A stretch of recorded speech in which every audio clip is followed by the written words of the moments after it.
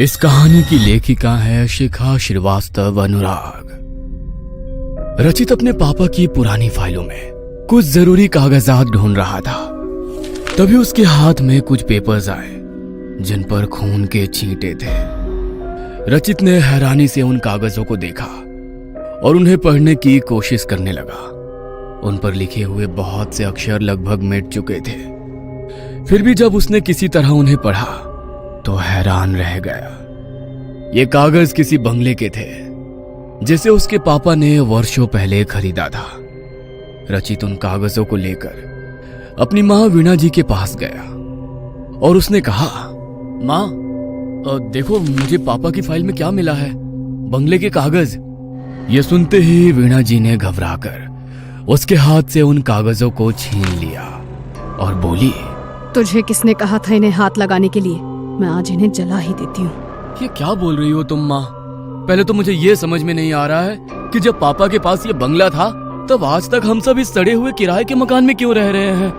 पापा ने आज तक कभी इस बंगले का जिक्र तक नहीं किया और तुम भी कागज जलाने की बात कर रही हो। रचित परेशान सा बोला।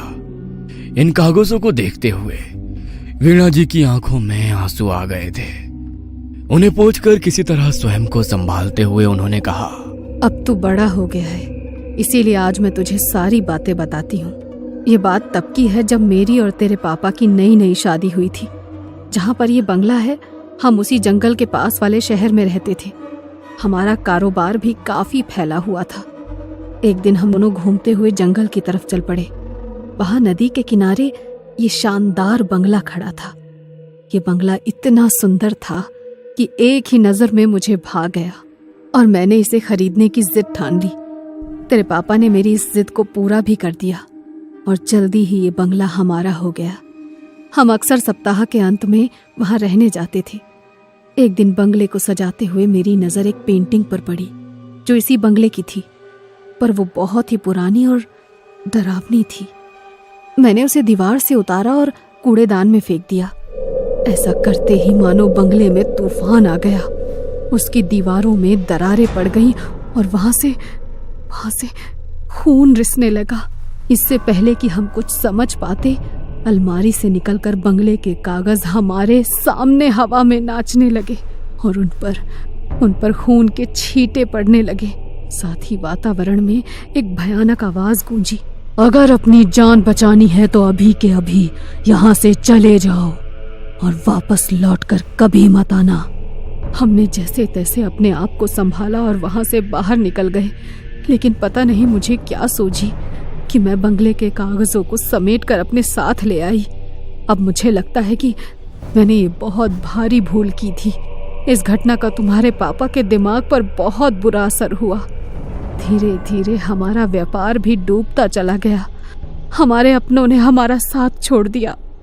तब हम सभी परिचितों और रिश्तेदारों से दूर इस शहर में रहने आ गए। तुम्हारे पापा नौकरी करने की हालत में नहीं रह गए थे, इसीलिए मैंने घर की जिम्मेदारी उठाई। बाकी तो तुम सब कुछ जानते ही हो कि तुम्हारी नौकरी लगने से पहले हमने किस तरह दिन गुजारे हैं।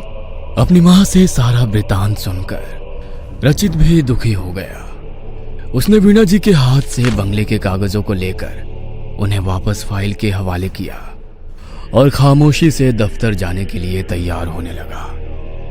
आज दफ्तर में भी रचित के दिमाग में उस बंगले की ही बातें घूम रही थी और काम में उसका बिल्कुल भी मन नहीं लग पा रहा था। चूंकि थोड़ी ही देर में कंपनी के बॉस मिस्टर धर्मिक के साथ उसकी मीटिंग थी, इसलिए ना चाहते हुए भी मन मारकर उसे कॉन्फ्रेंस हॉल की तरफ जाना ही पड़ा।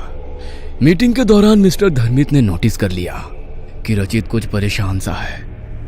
रचित उनके प्रिय कर्मचारियों में से एक था, इसलिए उन्होंने उससे उसकी परेशानी की वजह पूछी।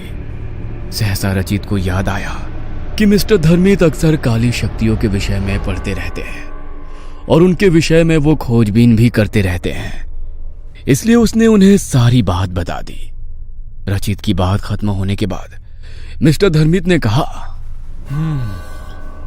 तुम्हारी बातें सुनकर ऐसा लग रहा है कि इस बंगले का रहस्य उसी पेंटिंग में छुपा हुआ है जिसे तुम्हारी माँ ने कूड़ेदान में फेंक दिया था। आज शायद वो समय आ गया है कि मैंने अपने गुरुजी से जो सीखा है मैं उसका उपयोग करूं इसलिए हम कल ही उस बंगले में चलेंगे। लेकिन अगर हम दोनों को कुछ हो गया तो? नहीं नहीं, मुझे बहुत डर लग रहा है सर। रचित घबरा कर बोला। धर्मित ने उसे समझाते हुए कहा, डरो मत, हमें कुछ नहीं होगा। मैं आज रात कुछ विशेष पूजा करके हमारी सुरक्षा का सारा इंतजाम कर लूंगा। अब तुम घर जाकर आराम करो, मैं भी आज छुट्टी लेकर अपने घर जा रहा हूँ। घर आकर जब रचित ने वीणा जी को मिस्टर धर्मित के साथ बंगले में जाने की बात बताई, तब उन्होंने उसे रोकने की बहुत कोशिश की, लेकिन रचित को मिस्टर धर्मित पर पूरा भरोसा था। अगले दिन तय समय पर मिस्टर धर्मित रचित के घर आए। वीणा जी ने उन्हें भी समझाने की बहुत कोशिश की, लेकिन मिस्टर धर्मित ने कहा, आंटी आप घबराइए मत, ईश्वर चाहेंगे तो आपका बंगला जल्द ही आपको वापस मिल जाएगा। बस आप बंगले के कागज मुझे दे दीजिए। अब वीणा जी कोई प्रतिरोध नहीं कर पाई और उन्होंने कागज लाकर मिस्टर धर्मित को सौंप दिया। मिस्टर धर्मित ने उन कागजों को संभाल कर अपने बैग में रखने के बाद रचित के गले में अभिमंत्रित किया हुआ एक लॉकेट पहना दिया। वैसा ही लॉकेट उनके गले में भी था। चाहे कुछ भी हो जाए रचित, इस लॉकेट को तुम अपने गले से मत उतारना। ये अगले 48 घंटों तक हमें बुरी शक्तियों से बचाकर रखेगा और हमें नींद भी नहीं आने देगा। मिस्टर धर्मित के कहने पर रचित ने हामी भर दी। 7 घंटों के लंबे सफर के बाद मिस्टर धर्मित और रचित की गाड़ी उस बंगले के बाहर खड़ी थी। यह बंगला पूरी तरह से उजाड़ हो चुका था। उन दोनों ने जैसे ही बंगले के अंदर जाने के लिए उसका दरवाजा खोला, वहां तेज आंधी शुरू हो गई। फिर भी वो दोनों डरे नहीं और मजबूती से एक दूसरे का हाथ थामकर बंगले में प्रवेश कर गए। बंगले के अंदर घोप अंधेरा था, लेकिन मिस्टर धर्मित पूरी तैयारी के साथ वहां आए थे। उन्होंने तुरंत अपने बैग से बड़ी बड़ी मोमबत्तियां निकालकर जला दी। इन मोमबत्तियों से एक खास किस्म की खुशबू आ रही थी। अभी वो दोनों आगे कुछ सोचते कि तभी बंगले में से किसी के हंसने की आवाज आने लगी। इस हंसी के थमते ही वहां एक दूसरी आवाज गूंजी। तुम दोनों को क्या लगता है इन मोमबत्तियों की मदद से तुम हमें यहाँ से निकाल दोगे? यह असंभव है, असंभव। इसलिए उन्हें बुझा दो और यहाँ से चले जाओ। यह सुनकर रचित और मिस्टर धर्मित थोड़ा सा घबरा गए। रचित कुछ कहना चाहता था, लेकिन मिस्टर धर्मित ने उसे चुप रहकर पेंटिंग ढूंढने का इशारा किया। वो दोनों अपने हाथ में मोमबत्ती लेकर अपने काम में जुट गए। लॉकेट और मोमबत्तियों के कारण बंगले में मौजूद काली शक्तियां इनके पास नहीं आ पा रही थी, लेकिन वो उन्हें डराने की भरपूर कोशिश कर रही थी। अंदर अंदर थोड़ा डरने के बावजूद वो दोनों बिना रुके अपने काम में लगे हुए थे। समय बीतता जा रहा था, लेकिन उनकी तलाश खत्म ही नहीं हो रही थी। 24 घंटे गुजर चुके थे। उनके लॉकेट की शक्ति खत्म होने में भी बस 24 घंटे ही शेष थे। ऐसा लगता है कि हम सफल नहीं होंगे, रचित ने धीरे से मिस्टर धर्मित से कहा और गुस्से में उसने अपने पैरों को जोर से फर्श पर पटका। ऐसा करते ही उसका पैर फर्श को तोड़ता हुआ थोड़ा अंदर चला गया। यह देखकर मिस्टर धर्मित फर्श के गड्ढे में रचित के फंसे हुए पैर को बाहर निकालने के लिए थोड़ा झुके तो उनकी नजर फर्श के अंदर दबी हुई पेंटिंग पर पड़ी। रचित और मिस्टर धर्मित ने मिलकर किसी तरह वहां से वो पेंटिंग निकाल तो ली, पर इसके बाद वो दोनों बहुत ज्यादा थक गए थे, इसलिए वो थोड़ी देर वहीं पर बैठ गए। मिस्टर धर्मित ने अब ध्यान से इस पेंटिंग को देखना शुरू किया तो उन्होंने पाया कि इस पेंटिंग में एक खास तांत्रिक कोड में इस बंगले का राज लिखा हुआ था। उन्होंने अपनी आंखें बंद करके अपने गुरु को प्रणाम किया, जिनसे उन्होंने तंत्र विद्या सीखी थी। इसके बाद उन्होंने इस कोड को तोड़ना शुरू किया। धीरे धीरे बंगले के सारे राज उनके सामने स्पष्ट हो गए। किसी जमाने में इस बंगले की जगह कुछ तांत्रिकों का आश्रम था। वो अपनी काली सिद्धियों के जरिए सारे संसार को अपना गुलाम बनाकर उन पर अपनी हुकूमत चलाना चाहते थे। जब इस गांव के मुखिया को इस विषय में पता चला, तब उसने अपने गुरु से सलाह मशवरा करके उन तांत्रिकों को उनके आश्रम के साथ ही जला दिया। इसके बाद उनके गुरु ने वहां मौजूद राख से यह तस्वीर बनाकर इसमें उनकी कहानी छुपा दी और उसके फ्रेम को मंत्र से बांधकर उन तांत्रिकों की बुरी शक्तियों को उन्होंने इसमें कैद कर दिया। साथ ही उन्होंने मुखिया जी को आदेश देकर आश्रम की जगह ठीक इसी तस्वीर की तरह दिखने वाला बंगला यहां बनवा दिया। आश्चर्य से मुंह खोले सारी कहानी सुन रहे रचित से मिस्टर धर्मित ने आगे कहा, तुम्हारी माँ के द्वारा पेंटिंग उतारकर फेंकने से इसका फ्रेम टूट गया और इसमें कैद काली शक्तियां बाहर आ गई, तो अब क्या करें? रचित ने संशय से पूछा। मिस्टर धर्मित ने ध्यान से पेंटिंग के फ्रेम को देखते हुए कहा, हमें ये फ्रेम दोबारा बनाना होगा, लेकिन इसके लिए उसी पेड़ की लकड़ी चाहिए जिससे ये पहले बना था। ये पेड़ इसी जंगल में है, लेकिन कहाँ ये मुझे नहीं पता। तुम जल्दी जाओ और उसे जाकर ढूंढने की कोशिश करो, तब तक मैं पूजा की तैयारी करता हूँ। और सुनो, संभल कर जाना, वो काली शक्तियाँ तुम्हें डराने की कोशिश करेगी, लेकिन अभी हमारे लॉकेट में 18 घंटे की शक्ति बची हुई है, इसलिए घबराना मत। मिस्टर धर्मित की बात सुनकर रचित जब पेड़ ढूंढने के लिए निकला तब बुरी शक्तियां भी उसे रोकने के लिए उसके पीछे चल पड़ी। कभी वो रचित के आगे गहरे गड्ढे का भ्रम पैदा करती, तो कभी उस पर हड्डियों और खून की बारिश करती, और कभी डरावनी आवाज में उसे यहां से वापस जाने के लिए धमकाती। लेकिन रचित मिस्टर धर्मित की बातों को याद करते हुए चुपचाप आगे बढ़ता रहा। उसने लगभग पूरा जंगल छान लिया, लेकिन उसे वो पेड़ नहीं मिल पा रहा था। 6 घंटे गुजर चुके थे और अब रचित पर निराशा हावी होने लगी थी। उसने मन ही मन अपने ईश्वर को याद किया और उनसे मदद की गुहार लगाते हुए फिर से आगे बढ़ने लगा। अचानक ही उसकी नजर एक छोटे से मंदिर की तरफ गई जो पेड़ों की झुरमुट में छिपा हुआ था। मदद की आशा से रचित उस तरफ बढ़ गया। जैसे ही उसने मंदिर में कदम रखा, एक आवाज आई, आओ, मैं कब से तुम्हारी ही राह देख रहा था। रचित हैरानी से आवाज की दिशा में बढ़ा तो उसने देखा वहां एक बेहद वृद्ध साधु समाधि में लीन थे। रचित ने जब उन्हें प्रणाम किया तब साधु बाबा ने अपनी आंखें खोली और उसे आशीर्वाद देते हुए बोले, हम कब से इसी दिन की प्रतीक्षा कर रहे थे जब तुम यहां आओगे। आओ, मेरे साथ चलो। रचित मंत्र मुग्ध सा उनके साथ चल दिया। उन्होंने रचित को एक पेड़ की तरफ इशारा किया और अपने थैले में से निकालकर एक कुल्हाड़ी भी उन्होंने उसे दे दी। रचित ने जैसे ही पेड़ से लकड़ी काटी, वो पेड़ वहां से ऐसे गायब हो गया जैसे कभी उसका अस्तित्व ही नहीं था। साधु बाबा ने अब रचित को एक मंत्र देते हुए कहा, इस मंत्र का जाप करो, यह तुम्हें तुरंत ही बंगले में पहुंचा देगा। जाओ, जल्दी जाओ, समय बहुत कम है। रचित ने एक बार फिर उन्हें प्रणाम किया और आंखें बंद करके वो तेजी से उनके दिए हुए मंत्र का जाप करने लगा, जिसकी सहायता से वो पलक झपकते ही बंगले में पहुंच गया। मिस्टर धर्मित ने अब रचित के हाथ से लकड़ी लेकर फ्रेम बनाना शुरू किया। जैसे जैसे फ्रेम बनता जा रहा था, बंगले में मौजूद बुरी शक्तियों के चीखने चिल्लाने की आवाजें भी बढ़ती जा रही थी।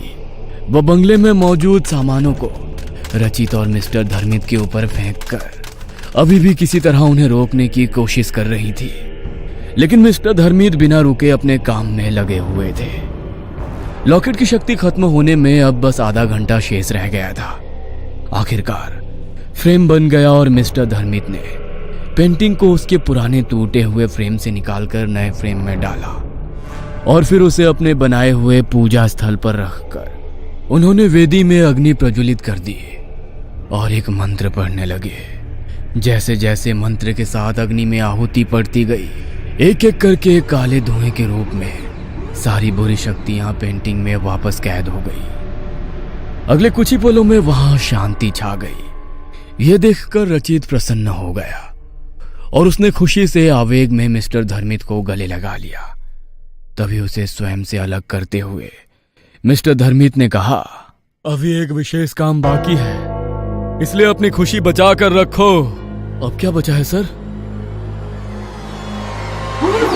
तुम्हारी बलि।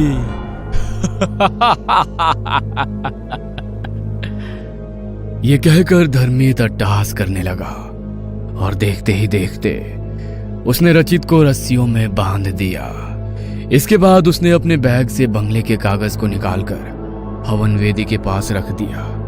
रचित ये सब देख सुनकर बुरी तरह घबरा गया था। उसने देखा कि धर्मित की आंखों में खून उतर आया था और उसका चेहरा बहुत ही भयानक लगने लगा था। रचित को कुछ भी समझ में नहीं आ रहा था कि अब वो करे तो क्या करे। तभी धर्मित ने कहा,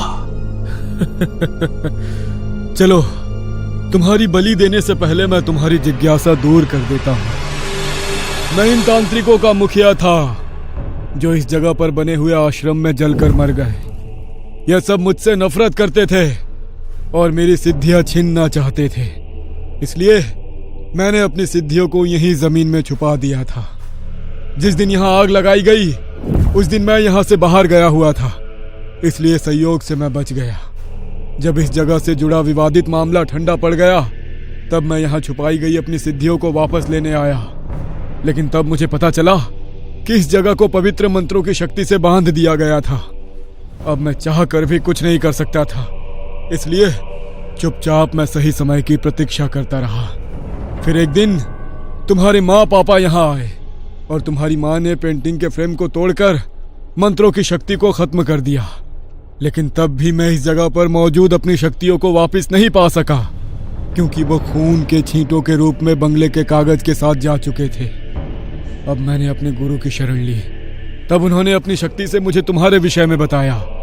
अपने गुरु के आशीर्वाद से मैं कोई भी रूप ले सकता हूँ, इसलिए दुनिया से छुपने के लिए मैंने ये रूप लिया और तुम इंसानों के बीच रहकर तुम्हारी तरह काम करते हुए मैं तुम्हारे बड़े होने की राह देखने लगा।